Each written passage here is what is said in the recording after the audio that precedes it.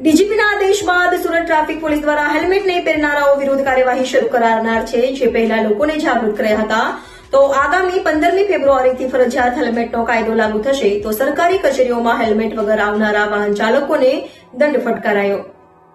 ગુજરાત રાજ્યના પોલીસ વડા ડીજીપીના આદેશ બાદ સુરત ટ્રાફિક પોલીસને હેલ્મેટ નહીં પહેરનારા વિરુદ્ધમાં કાર્યવાહી હાથ ધરી છે. જેમાં આગામી 15મી ફેબ્રુઆરીથી રાજ્યમાં ફરજિયાત હેલ્મેટનો કાયદો લાગુ થનાર હોય તે પહેલા આજે સરકારી કચેરીમાં હેલ્મેટ વગર આવનારા વાહન ચાલકોને દંડ ફટકારવામાં આવ્યા હતા. ટ્રાફિક પોલીસના ઉચ્ચ અધિકારીઓ દ્વારા સુરત મનપા સહિત સરકારી કચેરીએ પહોંચી પહેલીવાર હેલ્મેટ વગર નિયમ તોડનારને 500 રૂપિયાનો દંડ ફટકારવામાં આવી રહ્યો છે. બીજી વાર 1000નો દંડ ફટકારવામાં આવશે. તો હેલ્મેટ પહેરીને આવનારને ગુલાબનું ફૂલ આપી સ્વાગત કરવામાં આવ્યું હતું.